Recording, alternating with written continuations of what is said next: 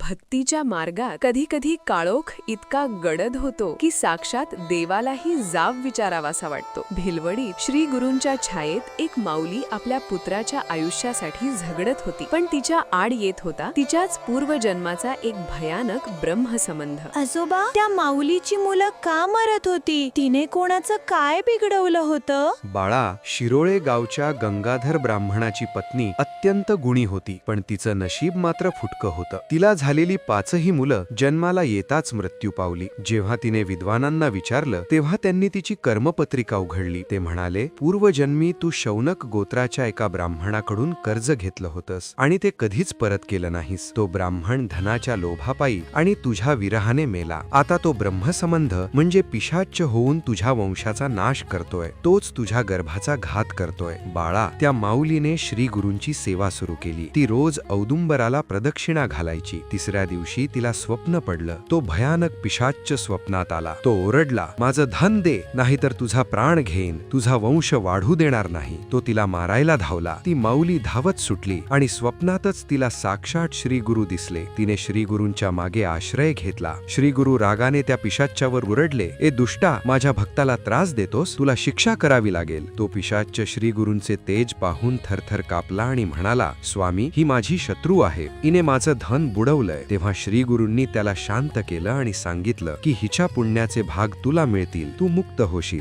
पण हिच्या वंशाला आता त्रास द्यायचा नाही. बाळा, श्री गुरूंच्या आशीर्वादाने तिला 2 पुत्र झाले, पण नियतीला काही वेगळंच मान्य होतं. धाकट्या मुलाचं जावळ काढायचं ठरलं आणि आदल्या रात्री त्या 3 वर्षांच्या बाळाला भयानक धनुर्वात झाला. त्याचं शरीर वाकलं, डोळे फिरले आणि तो माऊलीच्या कडेवरच शांत झाला. संपूर्ण गावात आकांत पसरला. ती आई वेड्यासारखी रडू लागली. तिने बाळाचं प्रेत उराशी धरलं आणि श्री गुरूंच्या दिशेने बघून ओरडली, विश्वासघातकी श्री गुरु, तुम्ही तर आशीर्वाद दिला होता ना, मग हा घात का? तिने श्री गुरूंना जाब विचारला की जर माझा मुलगा जाणार होता तर तुम्ही मला खोटी आशा का दिली? तुमचं वचन खोटं ठरलं. आता मी सुद्धा या प्रेतासोबत अग्निप्रवेश करीन. मग तिने खरंच प्राण दिला का आजोबा? श्री गुरु गप्प कसे बसले? बाळा, दुपार झाली तरी तिने प्रेत कोणाला स्पर्श करू दिला नाही. मी माझ्या बाळासोबत सती जाणार असा तिने निश्चय केला. लोक तिला वेडी म्हणू लागले, पण तिची श्रद्धा आता हट्टाला पेटली होती. इतक्यात तिथे एक तेजस्वी ब्रह्मचारी आला. तो बाळ नव्हता,